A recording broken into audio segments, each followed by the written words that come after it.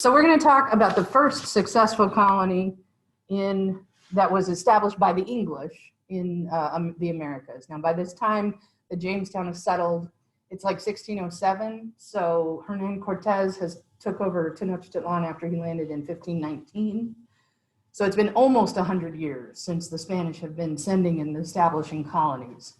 And Elizabeth did try to establish a colony. Y'all remember we talked about Roanoke a little bit. I mean, the English tried, but it's taken them a little while to get on their feet. So the first actual successful colony that they have is Jamestown, which is established in 1607.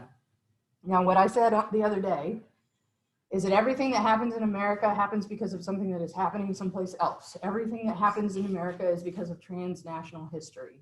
We have things that happen in Europe and that affects what happens in America. So in order to understand why it is so important that Jamestown work out the way it's supposed to, and why it is so important that it succeeds, you need to know who James was. And in order to know who James was, we have to go back a couple of royalties. So we're gonna do that first. We're just gonna go talk about who King James was. Now, King James inherited the Kingdom of England from Queen Elizabeth. Queen Elizabeth had established 40 solid years, had been ruling for 40 years, and most of those had been good years. She had grown the economy. She had established a good, predictable, solid kingdom that was thriving, that was gathering wealth, and was becoming one of the biggest superpowers in Europe. I'm sorry?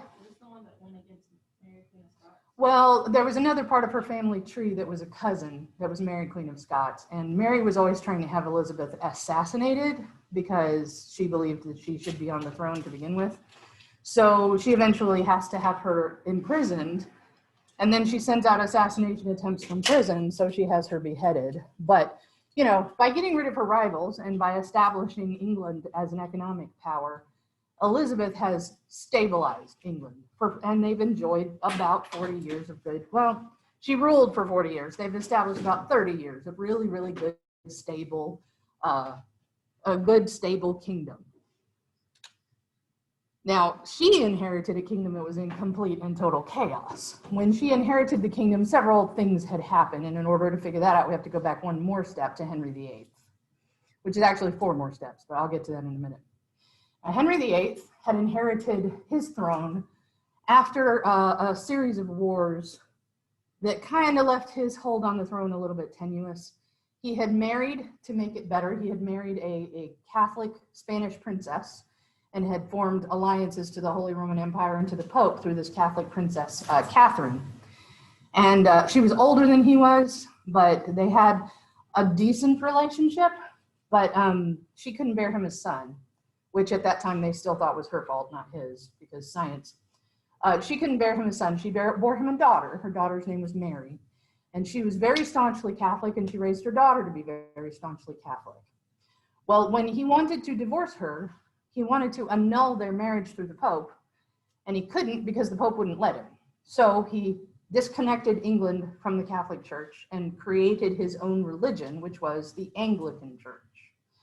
Under the Anglican Church, the King of England is actually the head of the church. And then so he granted himself permission to divorce his wife and marry his wife's lady-in-waiting, Anne Boleyn. Now, Anne Boleyn was not, she had been, like everybody else in England, she had been raised to be Catholic, but new ideas had started filtering in, you know, that maybe the whole, you know, Pope in Rome and the religious, you know, interpretation of the Bible, the way that they've been doing it was wrong. And so these protest movements, these Protestant movements, had sort of started to filter in. She absolutely supported the king's attempt to separate from the Catholic Church. Of course she did, because that meant that she got to marry him and become queen. So she raised her daughter, Elizabeth, as Protestant and engaged Elizabeth in the educated Protestants that were coming through, the Lutherans and people that were coming through. He accused her of witchcraft and of sleeping with her own brother and had her beheaded for reasons that pass understanding, but all partly because she kept having miscarriages whenever she had a son and only actually bore him a living daughter. And he thought that he was being punished by, you know, heaven for what he had done to his first wife. So he severed the ties with Anne Boleyn by having her beheaded.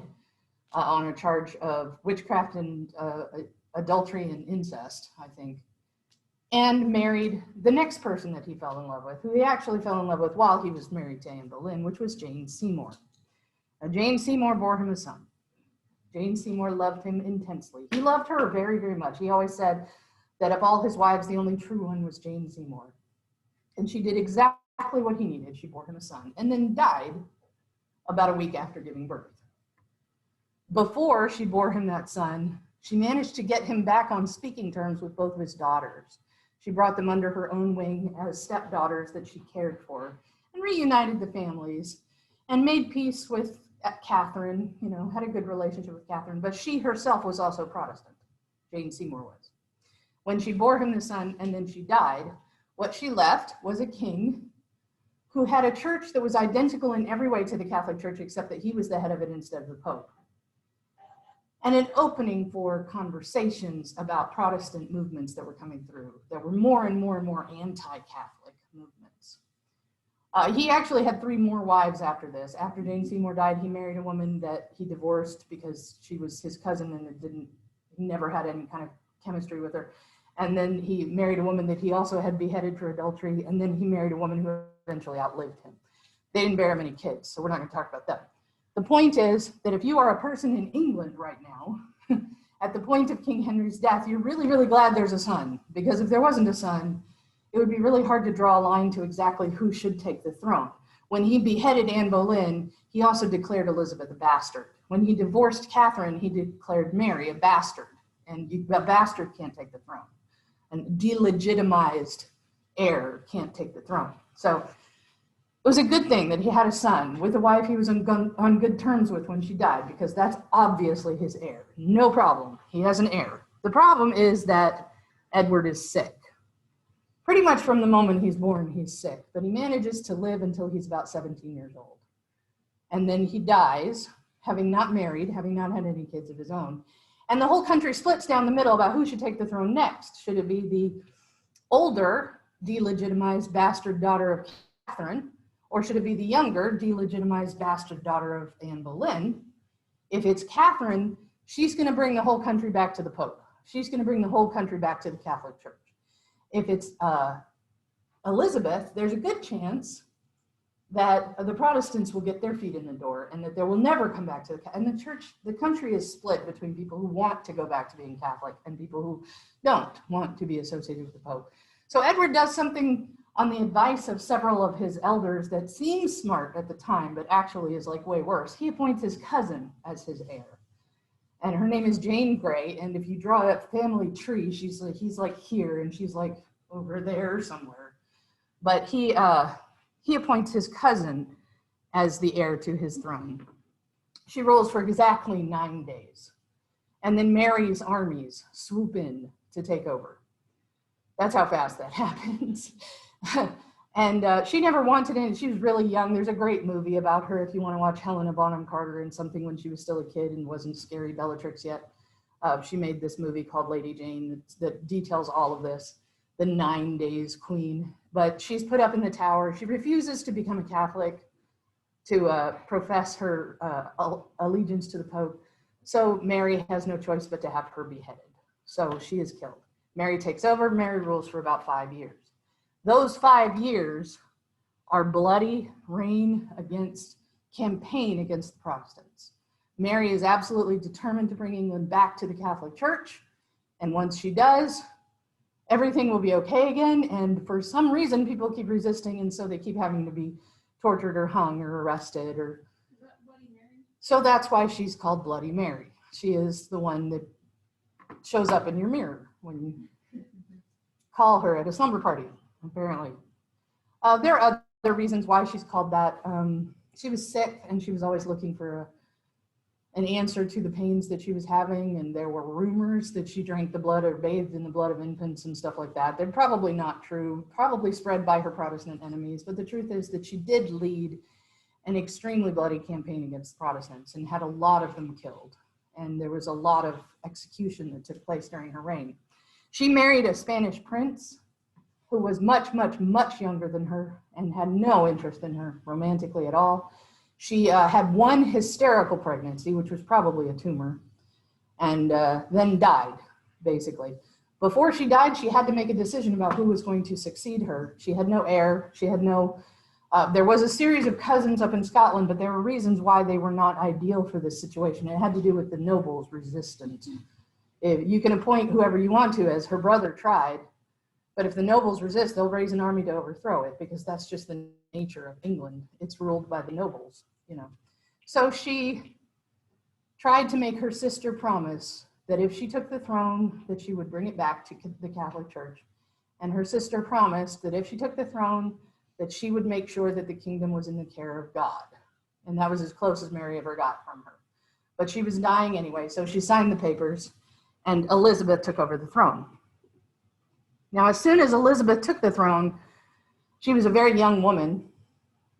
She had all kinds of pressure to marry one of the other royal households. The King of France wanted to marry her. The King of Spain had a brother he wanted to marry her off to. Everybody had a suitor in mind for who was going to marry this queen. She figured out pretty early on that if she married into the French court, she would become enemies with the Spanish court, and vice versa. If she married some German king somewhere, then both France and Spain would turn against her. So she decided the best thing she could do is declare herself the Virgin Queen and never marry, never actually take a husband. And then she also kind of stepped into this role where, you know, the Catholic sort of had this reverence for Mary, the Mother of God, the Virgin Mother of God, and that she could kind of tap into that a little bit with their reverence for her. So she became Gloriana, the Virgin Queen, and she stayed that way for her entire reign, which lasted about 40 years. But she inherited a kingdom that was almost at the brink of war with Spain and France and Scotland, was bankrupt, and was tearing itself apart over religious differences. So she did a couple of things to stabilize it that were good. She established what was called the Via Media, or the middle way. And basically the way it worked was she established a book of common prayer. She insisted that everybody declare their allegiance or their loyalty to the Anglican Church, but they could go on practicing whatever they wanted to, as long as it didn't interfere with their loyalty to the Anglican Church. So it was possible to be a Catholic who attends Catholic Mass with a Catholic priest by just saying, also, you know, all loyalty to the Anglican Church. And other than that, there would be no more violent enforcement. If you broke these rules, you weren't going to be arrested. She said, I would not open windows into men's souls. It's basically not the Queen's business to police your religious beliefs. So she established this middle way of peace, which sort of disintegrated. Of course, there was a purge first. I mean, I want you to get the impression she took her throne and went, as of today, she actually purged out the Catholics who were going to try to have her assassinated. There was a string of executions right at the beginning of her reign, too. But it was people that wanted to have her assassinated so that they could bring the country back to the church, so they could put a Catholic ruler in her place. During her reign, she did end up executing the Queen of Scotland, who kept trying to have her assassinated over and over again. She eventually had to execute her, and that left the Queen's son, James, as heir to the English throne by treaty in 1858, like long before Elizabeth died. Everybody already knew who was going to take over after she died, the King of Scotland, James. She also stabilized the English economy with a solid defeat of the Spanish Armada. Now, the Spanish, running back and forth to the New World, were bringing back ships full of gold, and the English privateers were robbing them on their way back. And so this caused all kinds of tension between the Spanish. Eventually, the Spanish decided to launch a full-scale sea battle war against the English, and they met the English in English waters during English weather and were soundly defeated. So she wiped out the Spanish Armada, which established dominance over not just the sea trade in the Atlantic, but also around southern Europe into that area in the Mediterranean. The Spanish couldn't stop the English ships from going to India anymore because they had defeated the Spanish Armada so soundly. So she established what was called a joint stock company, which is a company of nobles who pool their money together and then launch trading expeditions. And then they get all the profits off of the trade. She establishes it with her permission, and then the nobles put their money into it and they profit off of it. She established two, but the biggest one that she established was the East India Company, which was responsible for trading with India, which opened up all kinds of markets for the English. The East India Company had its own military, had its own naval force, had its own mercenary force. It was basically a whole like miniature country all of itself. We'll probably talk more about that on Friday. The one thing she couldn't seem to do was establish a colony in the New World for England. She tried a couple of times, but Roanoke, fell, and all other attempts kind of went the same way. People would land and then they'd come back and there would not be a successful colony. So that was the one thing that she couldn't really do. So when she died, her throne went to James. Now he had been King of Scotland since he was a year old. His mother was beheaded in prison for planning the assassination of Queen Elizabeth. His father had actually been murdered by a jealous lover. Basically, his mother had a lover, and his father went after him and then was killed by him, and then the mother was arrested and then thrown into prison. So his father was basically killed by his mother's boyfriend. So he had been crowned King of Scotland when he was a year old. He'd been raised in this by tutors and by people who helped him to rule, because babies can't rule. They have regents, they have people in charge of them who make all their decisions until they get to be a certain year. He was raised with this idea of the via media, view of religion. Philosophers from Germany and philosophers from Italy would come in and teach him, and what they taught him was there's more than one perspective about this. So he was raised Protestant, but already had a via media view of religion, the middle way, just like Elizabeth did. And by the time he took the throne, a lot of the problems that the English had with Elizabeth were solved. He was married and he already had sons.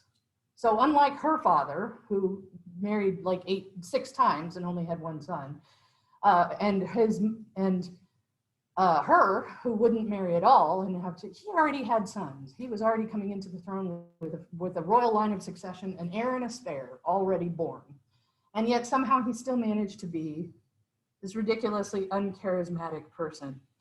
He was the kingdom that he had ruled, he'd done as well as he could with it, but Scotland was so broke that on the day of his coronation, he actually had to ask England for money so that he could be transported to his own coronation.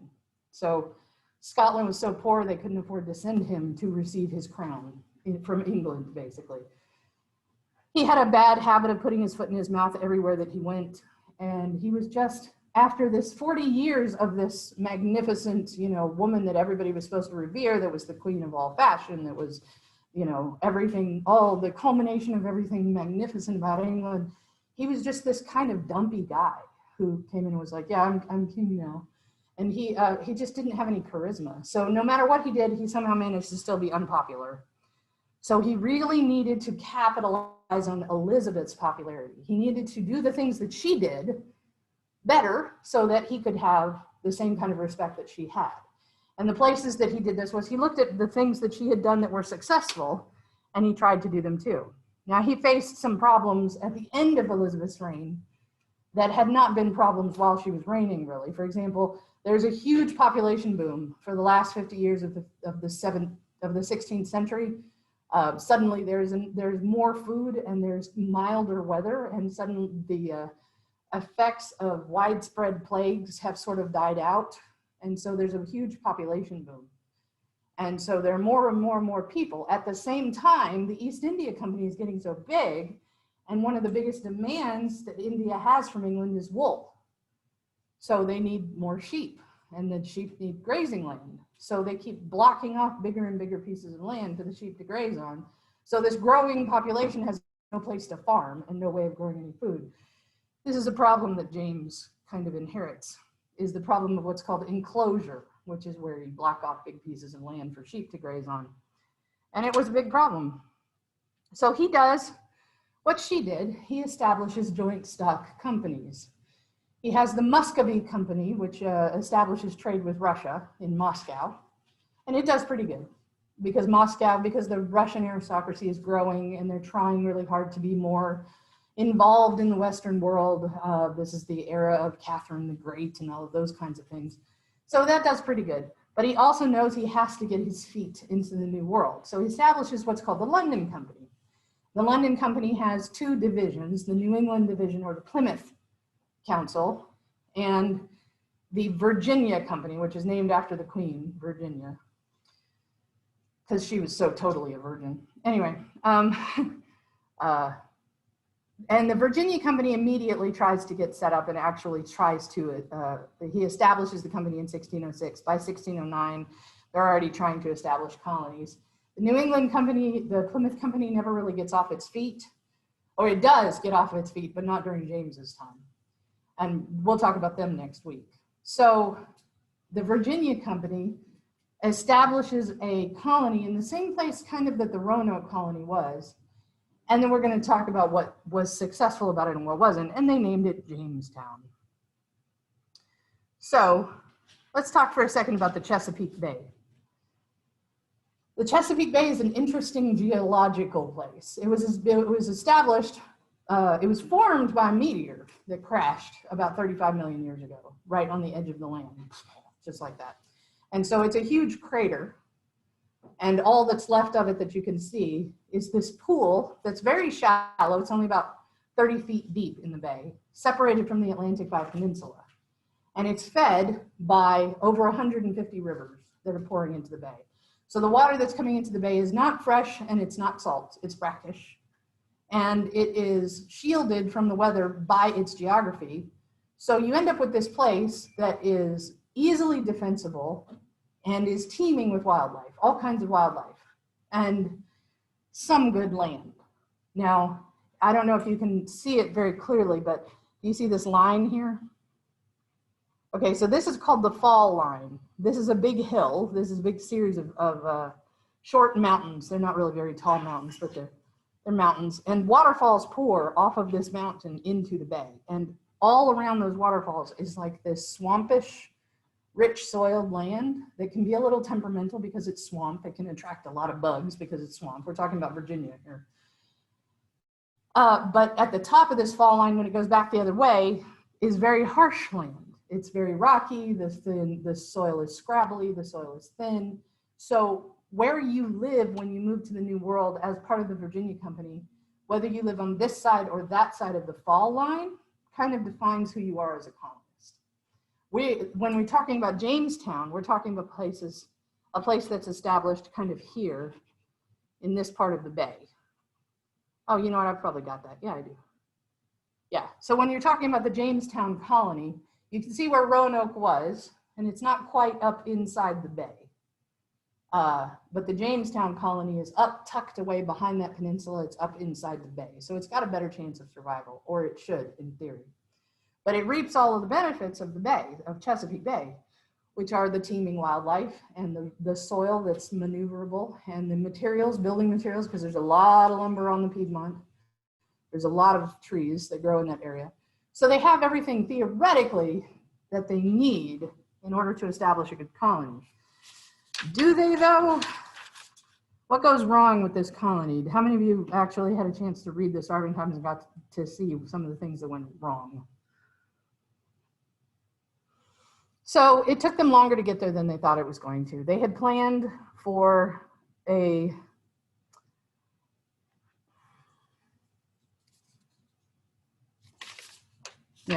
they had planned for a trip that was going to take them this amount of time, and it actually took them this amount of time. It took them about 3 months longer, which means they arrived in a different season than the one they were expecting to. They arrived too late to plant. They ran out of food for a couple of reasons. One of them was they kept trading their food for things. Like all along the trip, they traded food for sex with whoever happened to be available. They traded food for tobacco, for things to drink, for ale, probably not ale.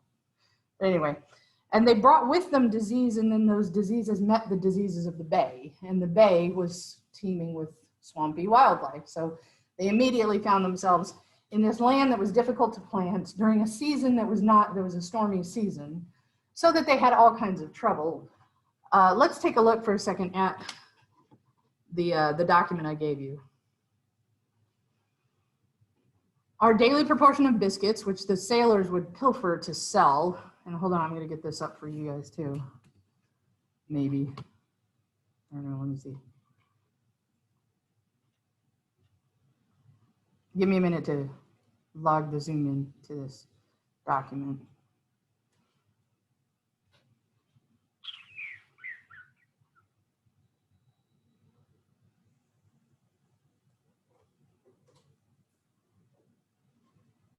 Okay, I don't think I'm sharing the right screen with you guys though, am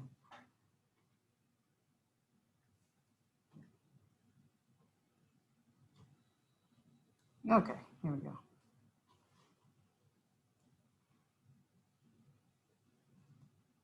Okay, so being thus left to our own fortunes, a fortune that within 10 days scarce among us could either go well or stand. That's how sick everybody was. Such extreme weakness and sickness oppressed us, and none need marvel if they consider the cause and region, which was this. When the ship stayed, our allowance was somewhat bettered by a daily proportion of biscuits, which the sailors would pilfer to sell, give, or exchange with us for money, sassafras, furs, or love.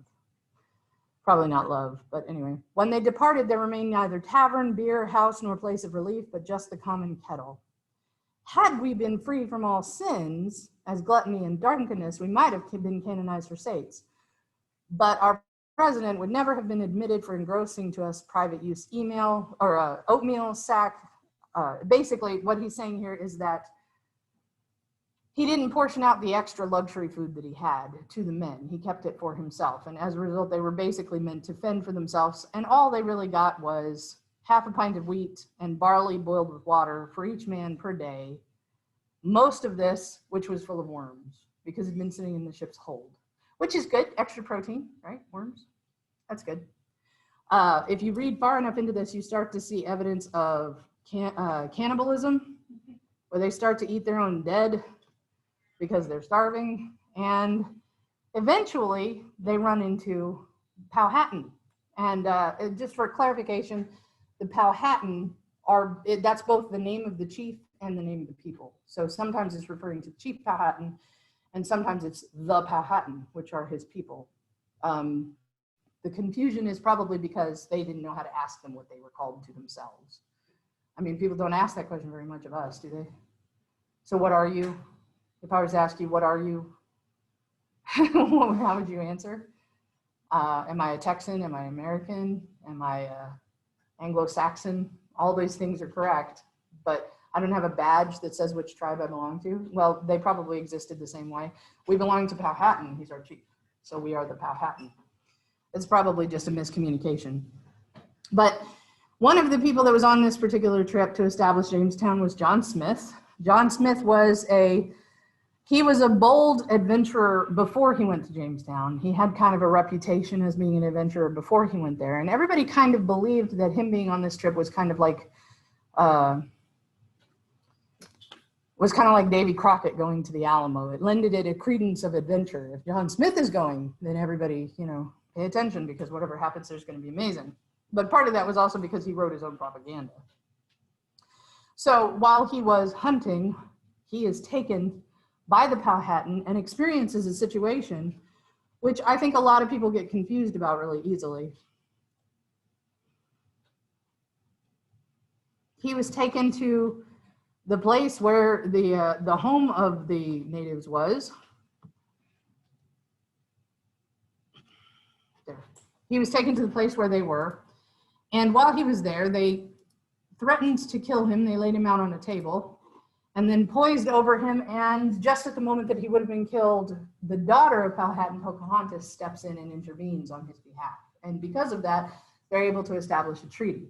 Here's the weird thing about that. John Smith thinks that that was something big that happened, that he was about to be killed, and Disney really made as much use of it as they could, this big, huge moment where the chief is going to kill John Smith, and then John Smith is going to fold over, and Pocahontas gets in the way and screams, no! And, the fact that she was a child when this happened, Disney just scoots right past all of that in their version. But the interesting thing about this is that what John Smith doesn't realize, probably, is that this is a play being enacted by Powhatan and his people. This is how you form treaties. This is part of an epic story from their past, which they are reenacting as a way of saying, let's have a treaty. This is how this works. And it's based on a story that's much older than John Smith or the colonists, that once upon a time, many years ago, there was going to be a treaty between these two warring parties, and the daughter of the chief intervened, and therefore they were able to have a treaty instead of killing the opposing general or whatever. Something like that happened in their past, and now this is how they act out treaties. They bring the person they want to have a treaty with, they lay him out on the table, they pose as though they're going to kill him, the chief's daughter steps in and says no, and then they're able to form a treaty. But John Smith doesn't know any of that. So he thinks that he did something heroic here. He thinks that he was part of something that was a real near miss. The truth is Powhatan probably never intended to kill him. Powhatan was trying to form a treaty with him. But this is what happens when civilizations clash and they don't have, common cultural experiences. And the only reason we know that, and this is only something, well, let's see when it was, like the 1986, I think, is because we began to dig into the story and find out exactly what happened and why it was, we study history and documentation, and if you don't leave documentation, we can't study it. Anyway, with the treaty with Powhatan, Jamestown is able to survive and acquire food, but they're still very undisciplined. They still spend more of their time building fortifications than they do forming agriculture. They seem more like people that are setting up a temporary base than people that are trying to build a colony. And as a result, they're gonna go into another winter where things are bad and people are gonna die, and they do. They established their colony in 1607. By 1610, they've had 3 really sucky winters and people have died. And the colony population has been reduced every year because the colonists don't have any discipline, because the colonists don't have any direction. Until Lord Delaware arrives. Delaware, depending on which region he's from. But yeah, Delaware is named after him. Lord Delaware had been employed in putting down Irish revolts. His job amongst the Irish was to convince them to behave themselves and accept the authority of the British Crown. And when they didn't, he had extremely strict and terrible retribution for them. He had put down many uprisings in Ireland by, for example, setting fire to people's houses, by burning their fields, by cornering them in a certain corner of the village and not letting them out, by forcing them to therefore plant in the area that he agreed to let them plant. He was strict, he was stern, people died under his disciplinary tactics, but afterwards they were well disciplined and they were ready to accept authority.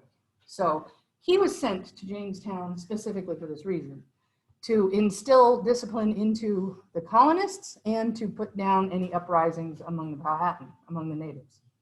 And he was very successful. If it had not been for Delaware, all of his heroicism aside, John Smith could not bring the colony under control. It probably would have gone the same direction that Roanoke did.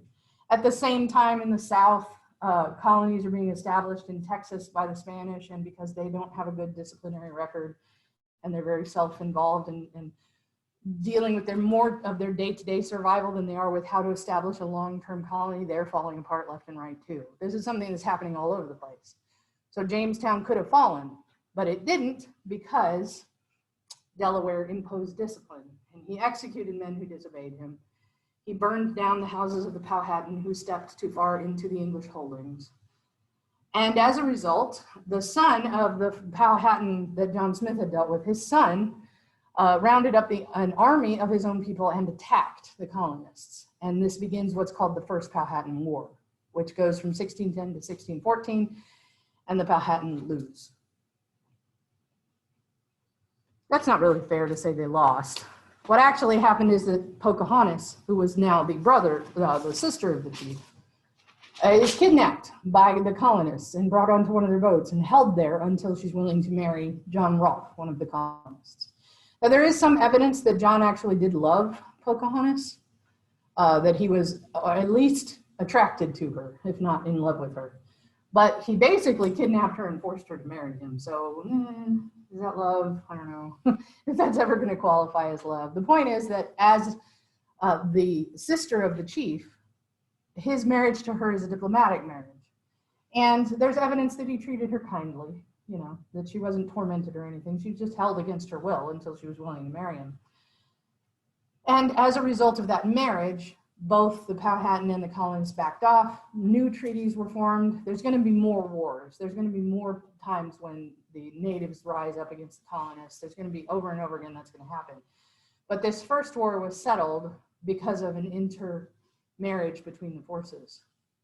The other thing that John Rolfe did, and this is probably going to be a test question, so the other thing that John Rolfe did is when he arrived in Jamestown, he had in his pocket, or amongst his possessions anyway, some tobacco seeds that he brought from Bermuda. He didn't know what was going to happen with them. He brought them back as kind of a souvenir. But since he was here, he decided to plant them. Now, y'all know anything about tobacco seeds? Anybody grown tobacco or seen tobacco growing? Do you know how big tobacco seeds are? They're teeny tiny. They're like sand. When you plant tobacco seeds, they're like sifting sand. So he had a bag of tobacco seeds. Okay. Now, all you need in order to plant tobacco seeds is a tiny amount of space to begin planting them, and then you spread the, sprouts out, and then those grow up into big plants. But it takes a very, very little amount of space to carry around a bag of tobacco seeds with you, and that's precisely what he'd done. He took it as a souvenir, been carrying around with him, but it was enough to start a field of tobacco, which thrived in the Chesapeake. For some reason, this tobacco plant that had grown in Bermuda, once it got into the ground in the Chesapeake Bay, just went whoosh, and really, really took off, and the tobacco it made was good. So he figured out how to turn this colony into a cash crop colony. Now, tobacco wears out the soil. It's almost as bad as cotton. Not quite, but pretty bad. It wears out the soil. So you have to keep moving to new land. And who has the land around the Virginia colony? Who actually has it? The natives do. So under the strict military discipline of Lord Delaware, and with the motivation of a new cash crop that will make them rich back in England, they're now dedicated to actually pushing back against the natives and establishing more and more land as a growing colony. Now they can write back to England and say, there's an opportunity here. There's an opportunity for wealth. We are gaining more and more land all the time. Y'all should come check it out, which is kind of the point of the starting times. They tell the story of their initial hardship in a way that's like, we had to overcome such things, but now waiting for you is this place where you can have adventure and you can have glory and you can also get rich because of what we're managing to plant here. So Jamestown becomes the first cash crop colony that England has. They're not digging for gold. They're not uncovering great big places full of silver. They're not suddenly, diving for pearls all over the place like the Spanish colonies are. But they have something that grows, and they have something that they can trade, and they have something that you can't find in England anywhere. And they had basically addict the entire continent of Europe to it. I mean, it's an addictive substance. So they bring tobacco back, and basically the entire continent of Europe becomes addicted to tobacco. So it becomes a place for those English laborers that we talked about before, the population boom in the enclosure, where there was suddenly all this population, but they had no place to farm. And now they've got some place to go. So in 1619, the first assembly is formed to unite all of these little colonies that form around the Chesapeake as a result of the Virginia colony. Jamestown is the first, but it's the first of many little colonies that form all around the Chesapeake. In 1619, they establish their first General Assembly where they meet with local leadership and they make decisions, and then they inform the Crown about them. That's the beginning of American government, is 1619. So the beginning of self-government in America. So I don't know, how many of y'all have been paying attention to this 1776 project? You heard of it? Do you know what it is? It's going to blip, so you don't have to pay attention if you don't want to. It's an attempt to bring the focus of American history to 1776, as though to say everything that happened before that is not really part of American history. But I'm here to tell you that it is part of American history. The first General Assembly of colonist leaders is the first instance of Americans, of people who are settling America, deciding what's going to happen with their lives and then telling the Crown. So it's the first step towards independence for the colonies. The reason I think that we get so much kickback for it is because it's also the first instance of something else that happens in the colonies. Anybody want to guess what? Yes. Slavery. Slavery, that's right. One of the 1619 project is a current historical project that argues. Hello. What's up? Oh, it's okay. You're probably just early. You know who the Cal Free students are? The who? Cal Free? I think they're in here. They might be in here, but not until 10. We're getting close. I know we're getting close. Okay, cool. You can come in and sit down. We're talking about U.S. history. I'm not. Okay. So in 1619, Dutch sailors carrying a cargo that included several slaves from the West African coast sailed into the vicinity of the Virginia tobacco plant, farms, and said, we would love to sell these contracts to you for these slaves that we have. And so this is the first instance of slaves actually landing. So at the same time that the colonists are making decisions for themselves, one of the pivotal decisions that they make is that they will be a slaveholding population. So that slaves are a thing. Now, when slaves are first brought into the English colonies, they're brought under a theory of manumission. Do y'all know what that is? Manumission, how many of y'all listened to Hamilton a lot over the last couple of months? Anybody besides me and my family? Manumission abolitionists, you heard of this? Okay, because Hamilton calls himself a manumission abolitionist, and I'm like, how many people even know what that means? Manumission means you can work off your slavery and that it doesn't pass to your children. You have a contract that has made you a slave for some reason to somebody else. That contract has been like a collector who is your bill from that one hospital visit has been sold to another collector who's been sold to another collector. Somehow your contract is just moving along from one owner to another. It's possible for you to run that contract out, for you to work it off, for you to no longer owe it. And at that point you will be free. It's possible for your contract not to pass to your children. So the first slaves that come into the American colonies come under a theory of manumission, which is that while their contract is to be your slave, at some point written right into that bill of sale is how long they have to be a slave. And once that time is over, it's over. And it doesn't pass to their children. So the first slaves to come into the American colonies are manumissionist slaves. That changes with demand. As these cash crops continue to grow, people begin to write the contracts differently so that they can keep their slaves for longer, so that they can keep the children of their slaves, because they never have enough labor for these cash crops. So they change the contracts. But the first ones to arrive, they arrive under this practice of manumission. So in 1617, they've seized so much more land that there's a whole nother Powhatan War, and we're running out of time. I can see that we're running out of time. So if I just tell you that over and over again, the Powhatan try to rally together and attack and are rebuffed and then fall apart, and then they try again, and over that time they also are increasingly exposed to more and more disease, and eventually the Powhatan become extinct. Well, y'all feel like I've covered that pretty much? Okay, so let's take a look. What I want you to do is take a look at the starving times, and I want you to answer this question. Based on your reading of the starving times, did the Jamestown settlers respect the natives? Okay, and in order to